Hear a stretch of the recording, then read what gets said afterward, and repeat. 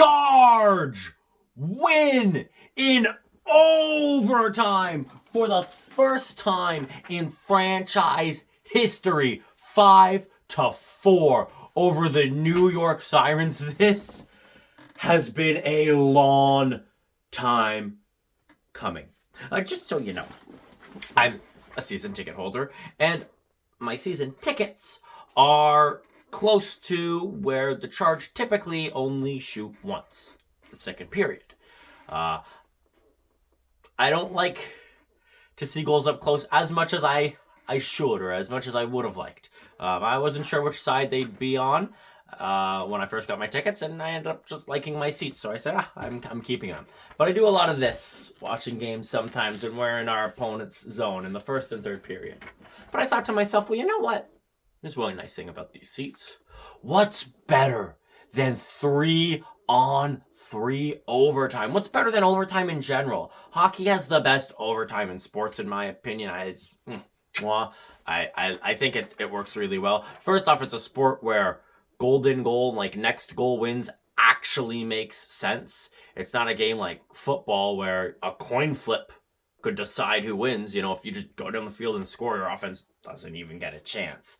You know, that's a little unfair in my opinion. But hockey starts with a face-off, not a coin flip.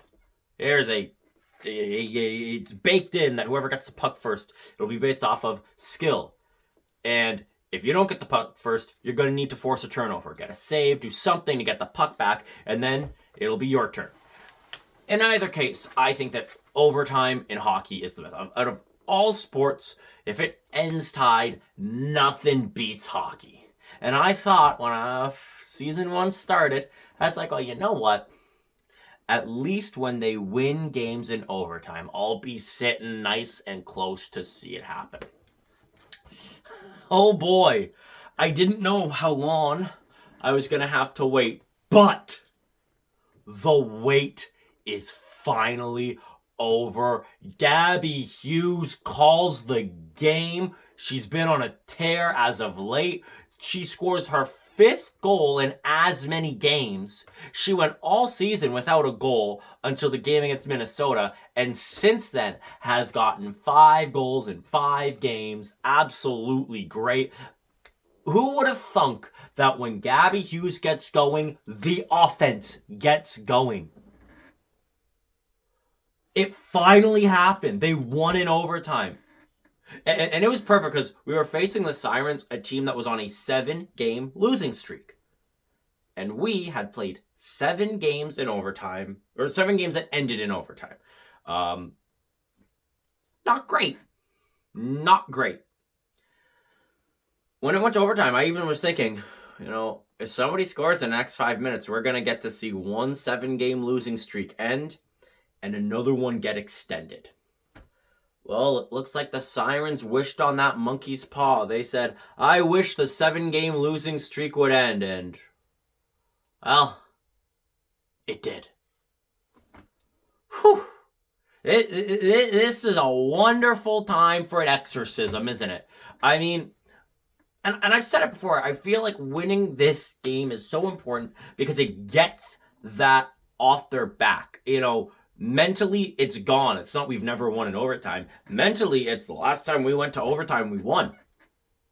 We've got back-to-back wins. And I'm really happy because there was a small voice of doubt in my mind after we beat Montreal. Best team in the league. We beat them 3-1. It was close, and, you know, the third goal was on an empty net. You know, we had to fight hard to get that win, but we did it. We won. And I'm like, okay, now our next game is against New York. Worst team in the league. 7-game losing streak.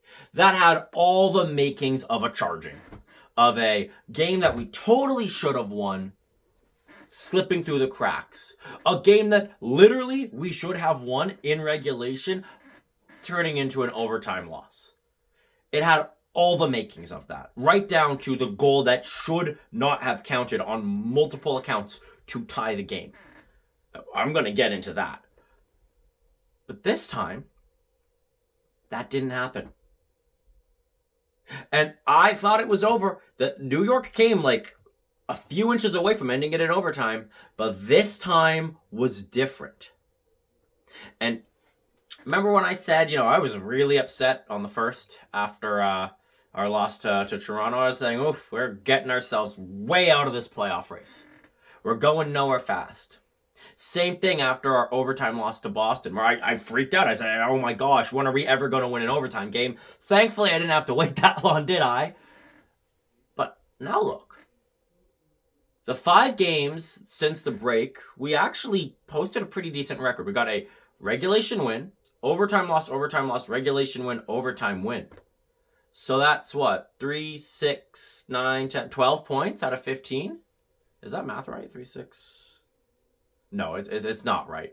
It's 10 points out of 15, which is still really good. If we play like that, we're fine. If we can play 600 hockey, if we can play like that, we're going to be okay. We can survive.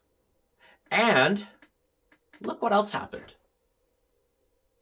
This win puts us 2 points back of Minnesota in as many games played. Now, Minnesota has a game against Montreal. Montreal, if you could do us a solid and beat Minnesota and Boston, that'd be huge. Because now Ottawa's on a bit of a break. This is like the league isn't on a break, which is good because they love PWHL hockey. I don't know what to do when it's not on. But no charge hockey. Maybe I'll finally have time to talk about the Four Nations or something. That's starting to get out of people's memory, but everyone has thoughts. It was a great tournament. But no charge hockey for the next little bit, which I actually think could be good. Mental reset, though, we don't need a huge reset. We're doing pretty good. You actually kind of want to come back with the momentum. We have 5-game point streak right now, a 5-game point streak. Speaking of streaks, even in that game that we lost to Toronto on the first, who got on the score sheet? Emily Clark. And now I can say it. Didn't want to jinx it, but now I can say it. Emily Clark went 6 for 6 in February. 6-game point streak. Every single game that the Charge played in February, guess who got a point? Emily Clark. There have been a few players who I think in this little stretch have really just made a difference. Obviously, Vanishova has shown up. Gabbie Hughes, Emily Clark. And I get that against Montreal, our third goal was an empty netter. So it feels like a 2-1 win still. But objectively, 8-goal game, 3-goal game, 5-goal game. That's good. We need more of that. And that's why I wasn't ready to I had my finger over that panic button, as you all know. And it's moved a little bit, but it's not completely gone. But the scoring will come, which I've mocked that for a little bit. I'll admit it's come so far. Now we need it to stay. But if we have more games like this, more games like the one against Minnesota, less of those 2-goal games, I think we'll be okay. This is the kind of game we needed. And quite frankly, I think we deserved to win this game. I think the team that deserved to win did. But like I said, 2 points behind Minnesota. And they play Montreal. Let's say, though, Montreal gives us no help. Regulation win for Minnesota, and we end up facing Minnesota 5 points behind them with the game in hand. Guess who our next 2 games are against? The Minnesota Frost. We have fully taken the reins of our season. We have the teams have a home and home. We play in Minnesota, then we play in Ottawa. And if we can win both of those games, especially if we can win both of those games in regulation, but if we can win both of those games, even if both games are overtime wins, we would be in a playoff spot. And there's 10 games left in the season, and honestly, we've resuscitated our season. And this game also really puts the New York season on its final lifeline. They are slowly getting an ever-increasing gap, not just between us, but between them and 4th place. They need to get into 4th, and again, that's good. You want as many teams to be behind you as possible. You want to have that insulation. Right now, we are the insulation for some other teams, but that insulation is thin. And if we can get ourselves over Minnesota. That could be good. Who knows? We could jump up in a third. Now, we could also slide down. But I've liked our play as of late. This is the team that I know we can beat. You see what I mean? And it's been noticeable on some players. I mentioned Clark. I mentioned Hughes. I mentioned Vanishova. Ashton Bell. My goodness. You noticed that she was back this game. I don't think she got on the score sheet, but her play is noticeable. And she's, I think, a -1 for a team that's lost as much as we have. That's really good. When she's on the ice, I trust that we're going to be defensively sound. She is a difference maker in that sense. Markowski, oh my God, what a game! Got her first PWHL goal. Then it looked like this game she got her second, but no, she assists on Taylor House's first PWHL goal. It's clicking. And if I'm being honest, not a great night from Maschmeyer. Now, to be fair, I think that quite a few of the New York goals, well, one of them should not have counted. And 2 of them were on bad giveaways that shouldn't have happened. Plays that, we can't let happen. It's not like, this was a perfect game. It went to overtime for a reason, and this was against the worst team in the league right now, a team on a 7, now 8 game losing streak. There's definitely things to clean up. Like, I'm not going to be like, okay, we did it, we won in overtime, yeah, we're good, we're fine, we're happy. Like, there's still work to be done, but we're trending in the right direction, and if we keep playing like this, and also, like, Minnesota hasn't been playing super hot as of late. If we can catch a hot streak while they catch a cold streak, we could just, we go up, they go down, and we could cross over. We could get ahead. That's what we need. Matchmeyer still came up huge, made a lot of big key saves, don't get me wrong, but this is exactly what I mean. Had we lost this game, you couldn't blame the offense. They scored 4 goals. If we lost in overtime, I couldn't say, well, we need to score more. No. I would have maybe blamed the defense.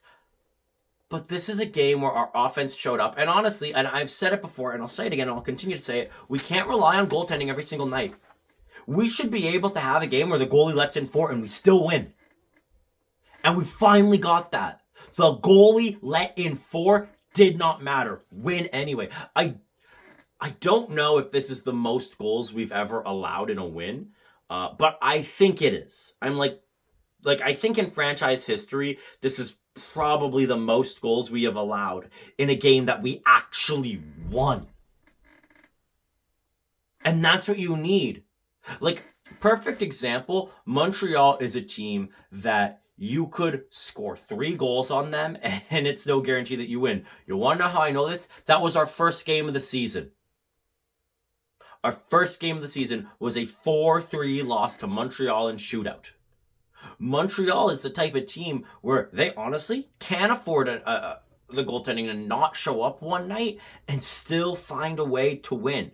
Now, we're a team where typically, like, if we aren't lights out defensively, if we aren't lights out in goal, you might as well go home. And tonight, it clicked, and it kept clicking. And also, it's fun to score. It's way more fun to score goals. So there was a lot of goals, 9 goals. So let's break them down. Early on, I thought New York had some really good shifts. I think the first 2 shifts I'd give to New York, but then karma came into play. I'm going to get into the reffing. There was a very clear punch thrown.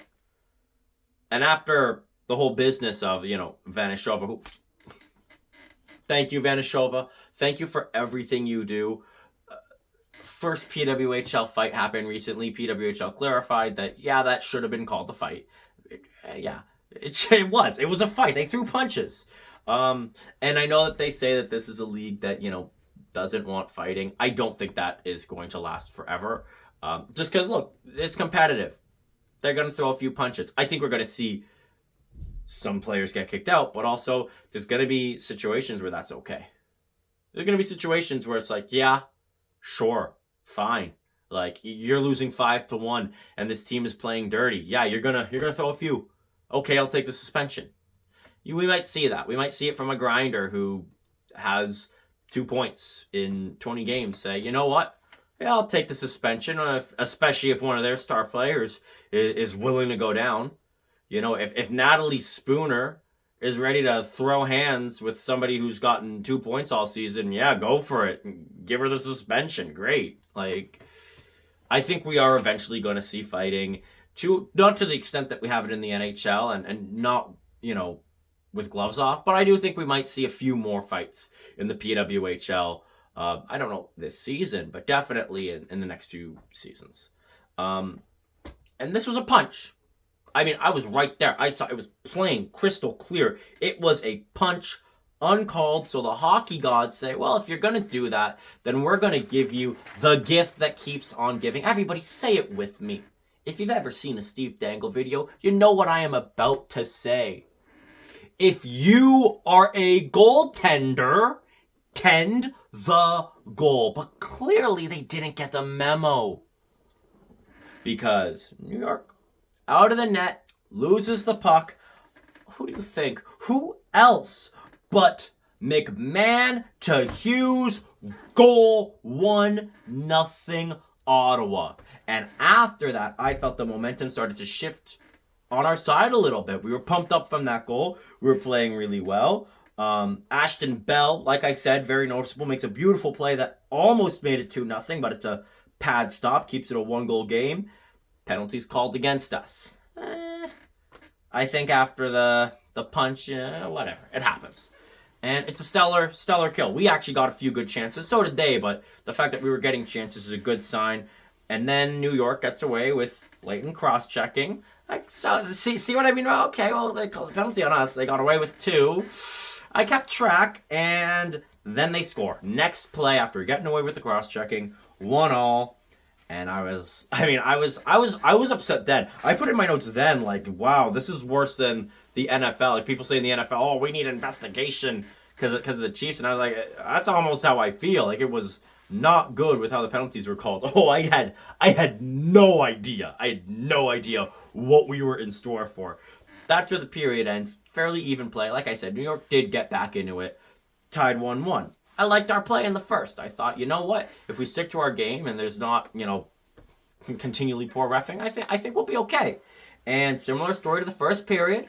New York starts out, first few shifts, lots of pressure. And just like in the first period, we get a quick goal. Markowski, like I said, gets the assist tipped by Taylor House for her first PWHL goal. 2-1. Ottawa takes the lead right back. 2-1 lead for Ottawa. Taylor House, first PWHL goal. Markowski, I mean, what an entrance, eh? First goal in this game. She's going to get 2 assists. This is her first. Just a great game. Jenner in tight nearly scores twice, but it causes heaps of pressure. We're playing really, really, really well. And New York ices the puck.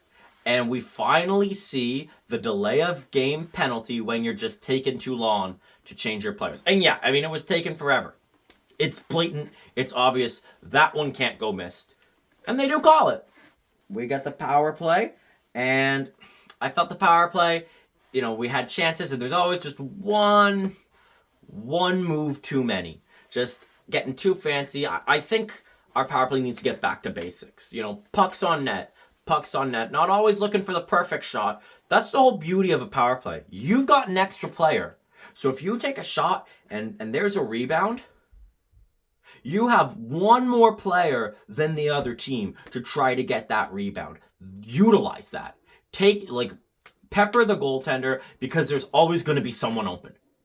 Find the open player and you can try and bury it instead of, always looking for the cleanest shot. I think that's just what I think we could maybe do, but right as the penalty ends, we give away an odd rush because of course we do, and tie game 2-2. We have a shot go off the crossbar,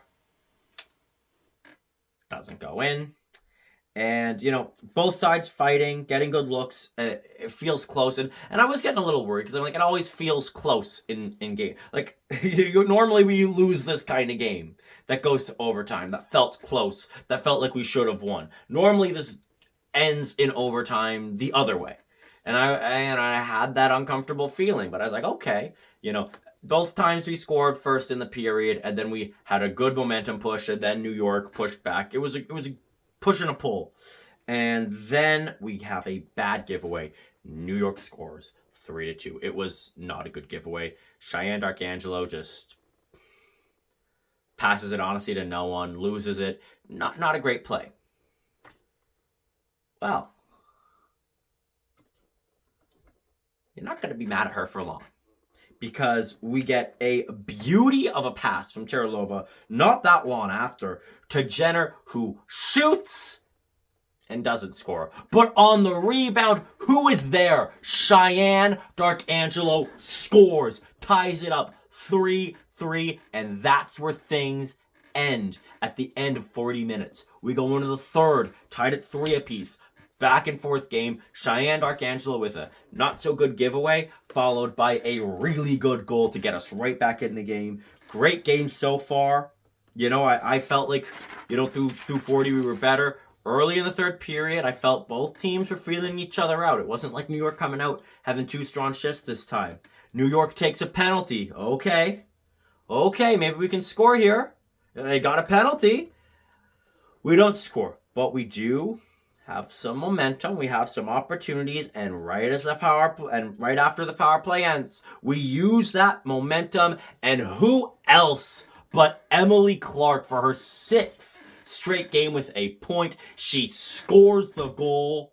Markowski with another assist, 3 points in 2 games, 4-3 Ottawa, and that was it. There were no more goals for the rest of the game.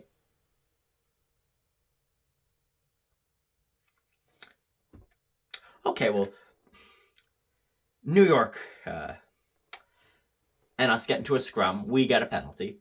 Shocker. And then New York seems to have scored, but it's not a goal. They slashed the stick out of our player's hand. Now you could maybe call it soft, but they also fully closed their hand over the puck. Do I have a puck? Oh, I do have a PWHL puck. So let's show you exactly what it looked like. Was it like batting down? It was like a fully enclosed. I don't have a big glove, but you can imagine fully enclosed, and drops it like right at the stick. So no goal. Anyone could tell you that's not a goal. In no hockey league is that a goal. And the review takes forever and we're obviously, the fans are getting a little bit rowdy, because first off, it should have been a penalty against them, at least interference, and second off, they closed their hand on the puck. Oh, what's taking so long? I don't know how this goal stands. I don't know how in the world they don't get a penalty, that it's not called back, but it somehow is. And then the rest of the period, first off, the booing of the refs was nuts. Then they get an uncalled penalty on New York, and we get penalized. Tripping call. We get an uncalled penalty on New York, and then a penalty on us. Oh yeah, they called a slash on us first. I'm trying to get all the weak calls against us and uncalled calls against New York. The third was poor officiating. But we get the kills. New York takes a tripping call. We kill that off. And another cross-check goes uncalled. And we go to overtime. But that is where New York almost scores, but not this time. Big save by Maschmeyer, who gets her 2nd career assist. Maschmeyer, Sevalainen, to Hughes, who calls the game. I was screaming, I was shouting, jumping for joy, shaking my mom. They won in overtime! They won in overtime! It finally happened. We should have won in regulation, but I am okay with not getting that extra point, because the demons have been exorcised. Now we just got to keep it up. Keep it up. 5-game point streak. Bring this momentum. Bring it to Minnesota. If we can win those 2 games, we're right back in it. They won in overtime. The Ottawa Charge won an overtime game, and it feels amazing to say that. Charge fans, say it out loud. We won in overtime. Doesn't that feel good? And as always, go Ottawa, go!